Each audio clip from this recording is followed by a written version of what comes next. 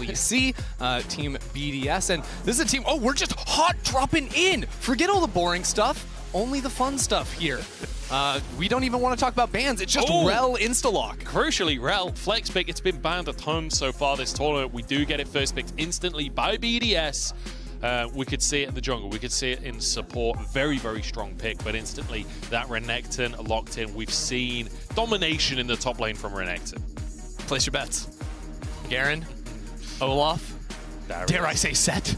Yeah, everything is up for grabs for Adam on the top side of the map. Man will play just about anything. But we will see, because I think the Lee Sin is a champion that's been getting banned out a ton. Got some small buffs, I think, on the kit there, but always going to be a champion that crosses your minds when you come over to Worlds. But there we go! The Darius coming out. Adam was all over the Garen in the series versus Golden Guardians to qualify here, but now we get the signature. I just love that, like, you come to an international tournament, there's a lot of players that'll have pocket picks and stuff, then they come to an international and they're like, well, maybe we should just play meta, maybe we should play how everyone else plays. It's like, no.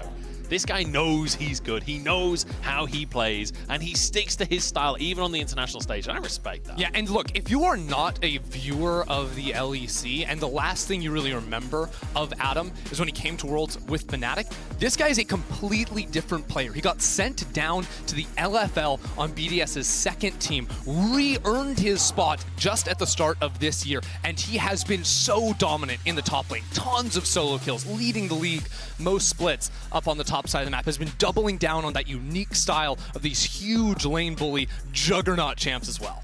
I was about to mention Talia was making it through the draft so far with the Azir and Orianna banned. It could be a power pick, but is going to be banned away by BDS. I think Team Wales were trying to set up for the Talia there potentially. And now Ivan taken off the board away from Shio as well. We've already seen some jungle shenanigans against Golden Guardians from Shio when he got that Maokai. See if something like that can come out again. Yeah, Shio on a lot of champions I think can be pretty impactful, especially the ones where you can get inside the enemy jungle. But we'll see, because B&J obviously very aggro on the opposite side, and if you can sort of beat Shio on those early gank timings, you can generate a lead before he's able to get in your jungle, layer down vision, and protect his lanes. So we'll see where Team Wales are going to go from here. They've got their bot lane, they've got a top lane. Pretty strong lock-ins so far. They want to leave that jungle until they know where Rel is going. So going for the Nico, great priority pick in that mid lane.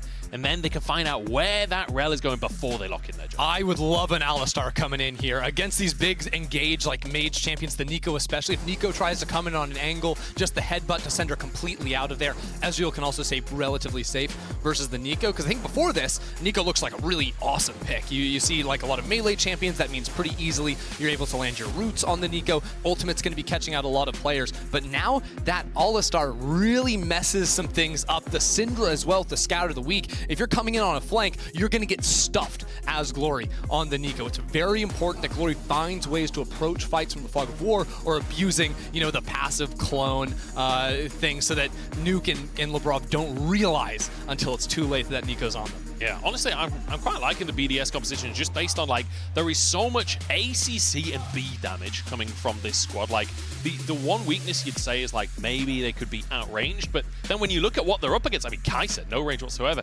Nico wants to get in the middle of it. Renekton wants to get in the middle of it. So it feels like this composition for BDS should be able to thrive with just like sheer damage, sheer CC, and a lot of like AoE damage as well. If you get people multiple knockups with the Alistar, with the Rel charging in as well, that sets up for a huge burst out from your camp. It 100% does. I think Team Wales too have a couple of like abilities that are kind of must dodges from BDS, right? You have to avoid Nico, you have to avoid Rakan. If you can do that, you're probably winning the fight.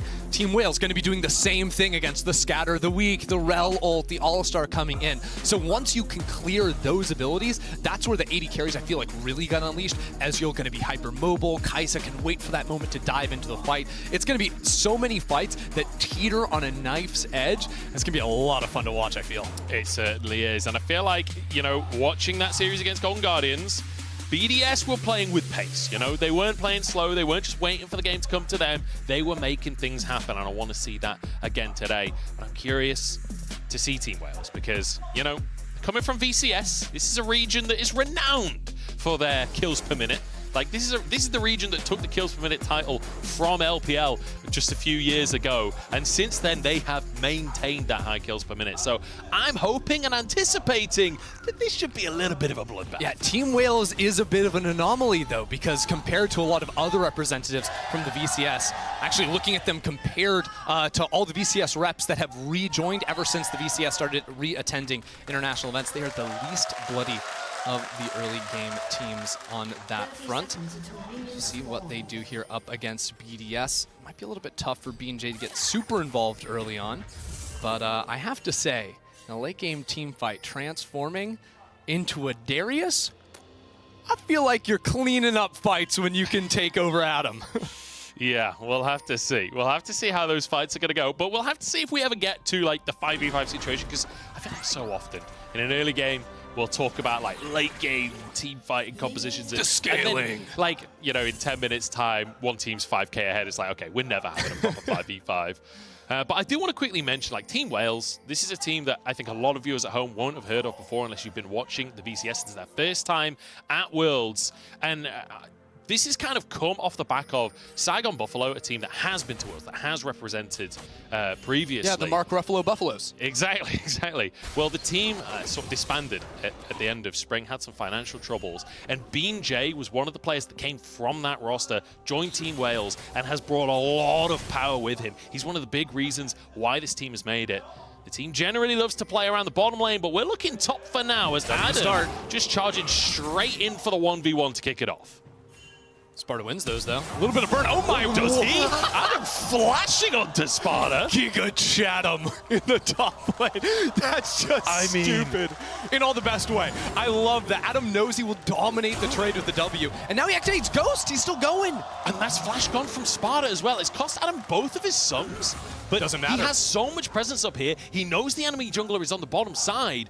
He should be able to just get a crash and a free reset. And he's doing this because Sparta has Ignite on the other side too. So he's like, I need to take control of this lane quickly, get that prio. Sparta's never going to be able to fight me. He walked in and warded B&J's red buff initially as well. So B&J might have a chance to avoid vision. Check this out. Missing ping on the red buff. The timing is B&J could have cleared 3 camps, but he has avoided vision entirely, and Adam is super pushed up with no sums. The thing is, his minion wave is so large and Shio is looking to cover. Shio knows how his top laner plays, that the gank opportunity fizzles out.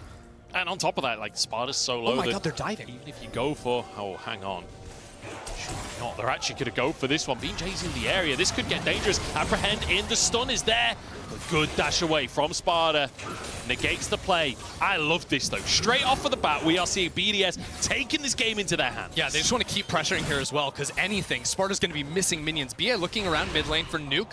Nice scout of the week, though, and he's too close to tower to actually make anything happen. So back to top lane. We're diving, we're diving. They're just going to go for it again. Sparta, though, gets stunned onto Adam. The turret, that was hitting a caster minion behind Adam, not hitting Adam. But these are wins on wins on wins. B&J loses the flash. Sparta uses the Ignite, no kill, and the minions, exactly. I was going to say, when you're fighting underneath the tower, oftentimes, the blinders go on, and you just go for the kill. But BDS just denied, I think, 7 minions that I saw underneath the tower, just off of those 2 dive looks at Sparta. The man is hurting in the top lane, and it's all off of that pressure from Shio. And one of the best bits is as well, Shio, he may be a camp or 2 down now, but B&J has kept on trying to come back up.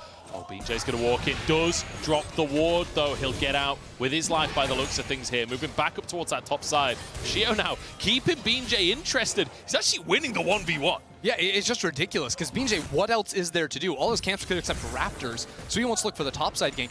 Shio has only cleared the 3 bot side camps. His Raptors have respawned before he's cleared any of his topside camps, and he's still top lane.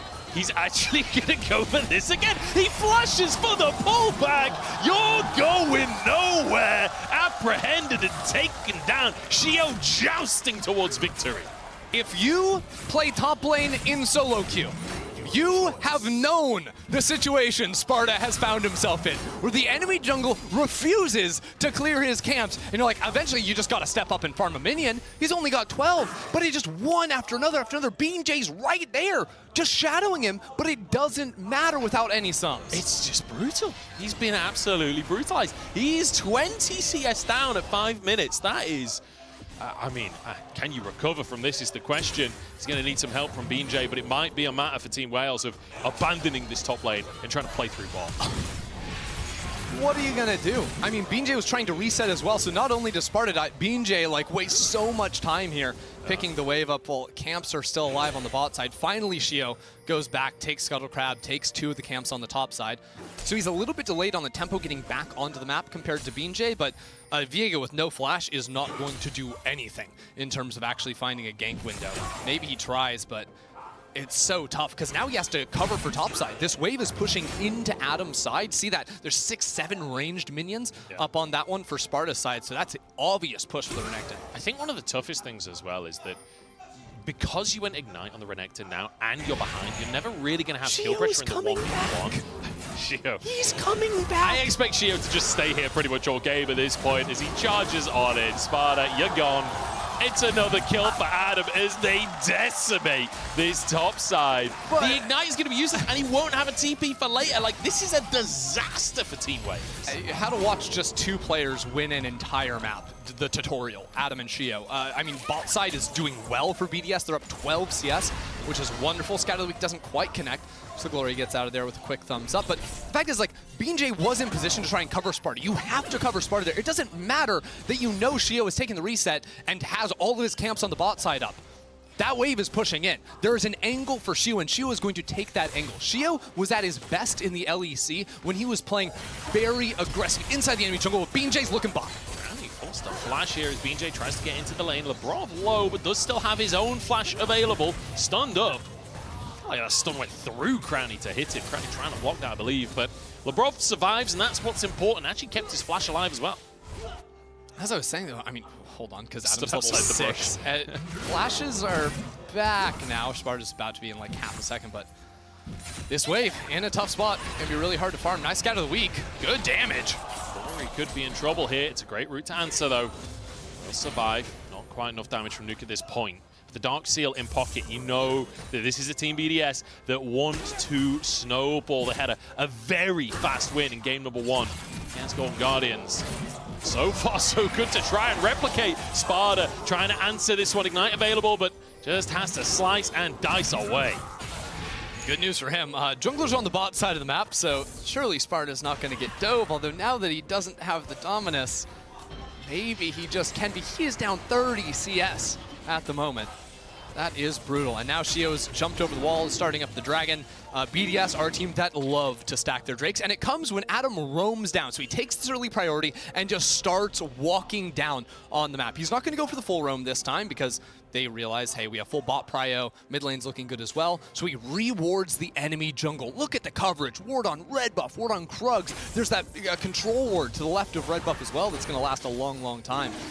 You're not going to do anything as BJ on the top side of the map this game. And in the meantime, the bottom side are ahead as well. 10 CS, they've got Prio to force this Drake as well. And Short Nuke falling a little bit behind in the middle. Okay. Lane. Oof. That was a weird bit from both sides. So Glory was really considering the flash there because BA could follow him up, but then, right when he was about to, sees Lebrov come out of the fog before, cancels it. Yeah. But still got the flash out from Nuke, who was predicting the flash from Glory. As now, with no flash available, rooted up, might just be taken down here. That's a nice little kill, but a solo kill in the meantime. Shadow, he wants more. Just take it over. BJ gets their herald, but Adam's here to try and apprehend it. Ultimate out from BJ. Okay. Team Wales, let's keep fighting around mid. Let's try to fight around bot. Top lane is a disaster. We ignore that entirely. But the angle they just looked for in mid was fantastic. Burn the flash, then immediate repeat, and they find the punish. Hold my point for a second, because Shio might be going for something here. Charges it and just takes the red buff away. Shio, big counter jungler in the LEC. Honestly, he's just not giving BJ a second to breathe. And I want to just... Oh, let's do the replay, and then I'll come back to that point. I'm going to guess that he uses his abilities. Okay, there we go. W to slow. Yep. Sparta uses his ability just to run. Adam uses his abilities to chase. And Adam kills. Okay, yep, that's how that works. You know, 40 CS. Adam going full French. He loves a guillotine. as Sparta could be in trouble again. Shio is here, pulls them in, knocks them both up. The sustain is there, and BJ bleeds to death. Sparta's gonna be next. Is the Q coming back up? Quickness though. Oh, but he channeled it just in time. The buffer is beautiful from Adam as he looks for a little bit more as well, and he still lives on. Adam is unstoppable. Adam is here, and he's not here to play games. He's here to take names. Top lane 5-0-1. Dominating. He didn't even have the ultimate for that 2 versus 3, and they turn it straight back around. It's just disturbing what he and Shu have done this game to the top lane. It's brutal. And on top of it, like, Team Wales, they love to play around Artemis. That's their usual game plan. And they feel like they can't this game. They feel like they have to focus on Adam. So they're playing against their usual strengths anyway. Just give up. It's not gonna work. You think Adam's by himself. He isn't. Shio is always there. They are best friends on the top side. And look at that. I mean, like, Adam, every single Q, it's hitting 2 players for the maximum damage on the outside there. Here again, Sparta tries to walk in. While he's charmed, that Q still goes through from Adam for the kill. He just cannot finish it off. I mean, I'd love to see the total number of, like, healing in that fight from Adam, because he got solo so many times. Oh my god, he's done it again. Does he just Is bleed? the bleed enough? I don't know. There's a pot ticking away. The bleed is there. Is it enough? Oh, you better believe it is. Adam just can't stop. See, I remember I told you that's a different player than Fnatic Adam? Yeah. Yeah, different player. No, yeah, completely. I'm with you. This is, his name isn't even Adam anymore. We call him Chatham. Yeah, this is something else. Like, I can't remember the last time I saw a player have this many solo kills, have a 6-0 scoreline, 11 minutes in the game. I mean, he's making it look like 2015 Juggernaut patch Darius. Like, I don't know what to say. Like, is this C9 balls in the top lane, or is it Adam? It's just disgusting either way. Yeah, this is something else. And now Team Wales, they're in such a tough spot in terms of trying to get control of the rest of the map again, because, like, mid and bot relatively even. You've got a minor lead there for Glory. Obviously did manage to get the kill alongside BJ, or I think it was Bia actually, in the mid lane onto Nuke. But aside from that, you're really struggling. And Shio, even though he sacked a lot of farm early on to make this camp happen up towards Adam, he's actually even because BJ had to spend so much time trying to answer the camp. Yeah. It's upsetting, honestly. I will say, I'm a big fan of coping. So, Team Wales, what do we do here? First step, ignore top lane. Sparta's going to farm under turret as well as he can. He's probably going to die a few more times. That's okay. We need to start investing in other areas on the map. That's going to be around your duo lane, around mid lane. I think Glory is definitely a player you can get behind. Already has the kill, the lead. Now they're going to get some turret plates into the Kai'Sa's pockets as well. So, lovely. That's exactly what we need to be doing for Team Wales. Now when it comes to the team fights, it is a hope and a prayer that we can kill Adam and that BJ can assume his form in the fight. You turn into that turbo-fed Darius, all of a sudden, all the early game doesn't matter. You're taking that for yourself, all those items, and those fights could genuinely turn. It's actually a genius strategy from BJ. Oh yeah, it's the strategy. Like, get the Darius really fed so I can be the really fed Darius. Sparta is just so smart. It's all part of the plan. I can't believe how much the bleed did as well. Through a He's pot. potioning. Like, the man is glowing green, and, oh. Not anymore, he ain't. Not anymore. Not even a blink of emotion there. Puts a little grin on as the bleed finishes him off. Oh dear, Adam is having the time of his life on the stage right now, and rightly so. Nuke is top lane right now, but I don't think that's going to matter for Team Wales. Glory wants a reset, and as a matter of fact, that's just a lot of minions lost on the top side. As soon as actually all these players are showing they're teleporting in, they want the fight. Stepping backwards, does dodge away from the stun from BJ there. Drake taken. Team Wales a little bit too late to the party to actually try and contest anything. And in the meantime, no teleport available because Sparta has Ignite, and that means that Nuke can just take a tower for free. Yeah, I think Team Wales went for that because turret plates were going down. I think initially Glory wanted to teleport top lane, then realized, hey, it's 14 minutes, so Nuke by staying up there isn't actually going to get a ton of gold. Good lord. Okay. 3,500 gold. 14 minutes on a single player. That is absurd. Huh. I'm trying to, like, find a way to contextualize this. It's like, That's a full mythic. Yeah, but it's like you're playing like an RPG game and you get into the late game and you just have like $400 million. Like, what am I supposed to do with this? Like, you just buy all the luxury items. Like, Adam is just full luxury. He has Stridebreaker plus boots plus some components there to a Phage. Yeah. That's the top lane matchup currently. I mean, the funny thing is as well, like, when you look at the goal difference between the two teams, Adam's individual lead is higher than the goal difference between the teams currently. Like, he's kind of hoping the rest of the team will pick it up maybe at this point. But yeah, getting a good engage here. Nuke in trouble. Nice. Great little ult from BJ. And that'll finish the job. Great pick on the bottom side. There's BDS in the meantime. We're going for the Herald. Yeah, that's exactly what you need to look for. Look for cross-map plays. Sacrifice Herald, but Sparta gets to easily farm that bot side. BJ gets the kill. Artemis has push in mid. Like, they actually get to win in 2 lanes very briefly for the price of the Herald. Difficulty is going to be, of course, it's not so simple to do that for the coming Dragons because BDS are a team that puts so much priority on stacking the Dragons early. They force you into those fights in the mid game. Maybe Team Wales can give the next one because, frankly, if Adam shows up, it is completely Jover. But that 4th Drake, they're going to have to put up something. They're going to have to, especially with Mountain, especially with the Alistair, the Rel. You're going to get so much value out of that kind of Drake. Sort of game, and it's not like, I think the thing that I'm struggling with in this one is like BDS are so far ahead through Adam in this one, and while Nuke is behind in the mid lane, Crowny has a ever so slight CS lead, but realistically there's no difference in our AD carries here. Like, they're Ezreal and Syndra. It's not like they need to be ahead right now. It's not like these are champions that are going to fall off later on. Like, BDS, they're absolutely chilling. Let's make a pact. Let's not talk about Adam until 20 minutes minimum. Let's see if we can do it. Obviously, if it's in a fight, we're going to have to say the name. But I am personally tiring of talking about how far ahead that player is.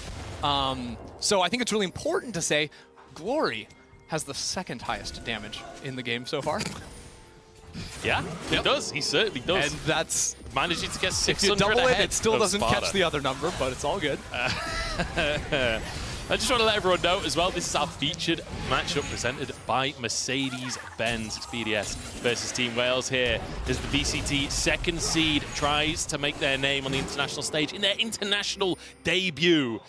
And so far, a certain player that will not be mentioned says no. Indeed. Glory going to be able to pick up this turret on the top side. Overall, only 2.5, 3K down. But this mid lane turret is certainly going to be falling on the push right there. 4 players grouped up as BDS jump onto BJ. He's going to have to ult out again and still in trouble. He has to flash. It's the 2nd time now he's just been forced away.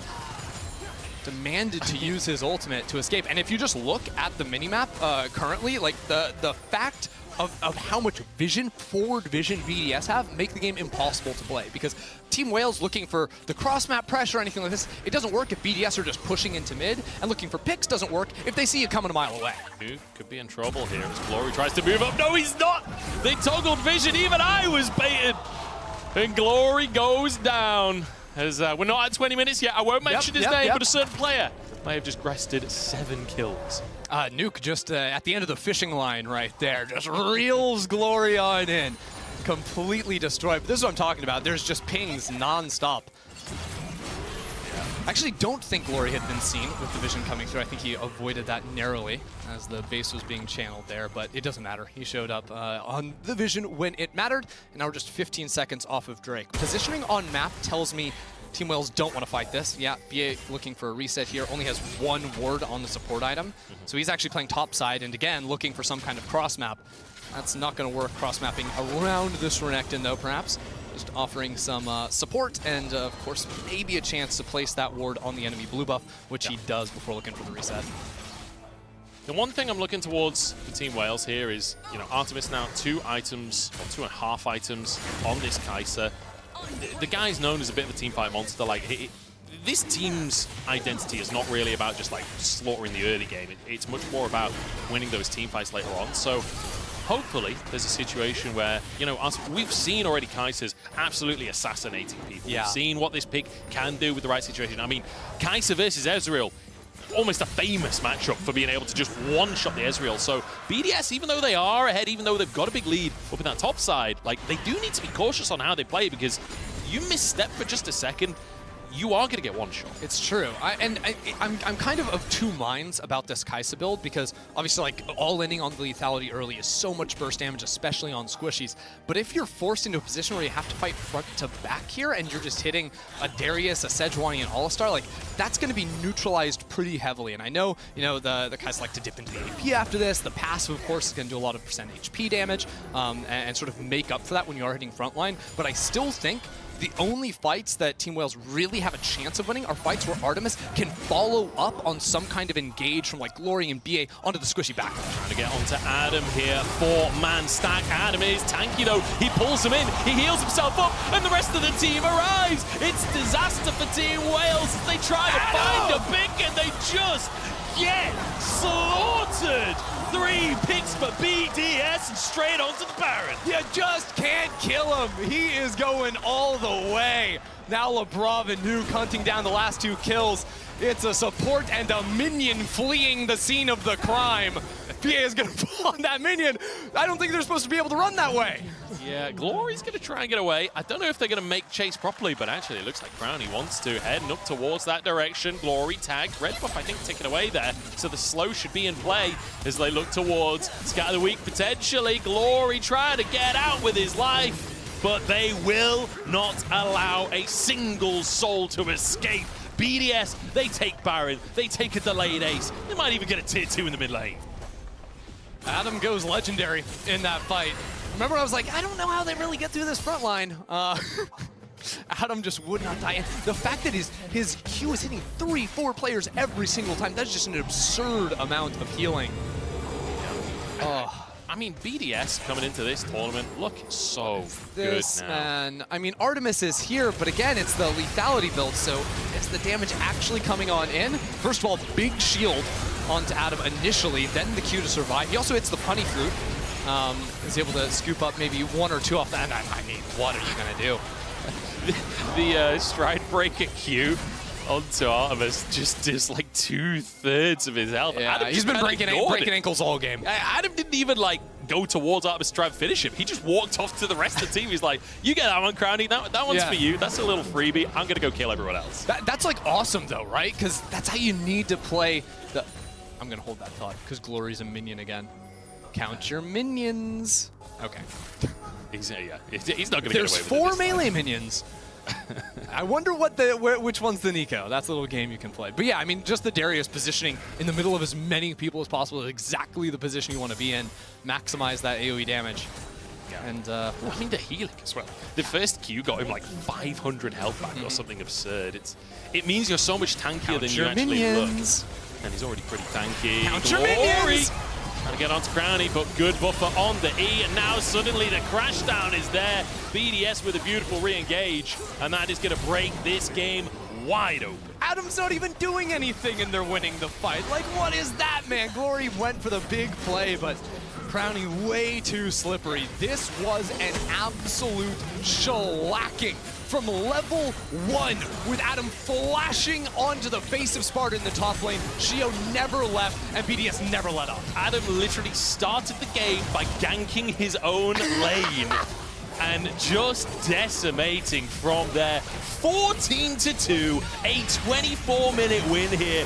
BDS, they have shown up to play-ins. They dominated Golden Guardians to get here, and they are meaning to carry on where they started off here. 15-2 as they look for a couple of bonus kills. Shio just about gets away with his life as the Nexus falls.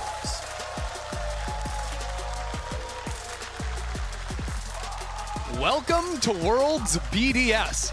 After the 3-0 to qualify versus Golden Guardians, they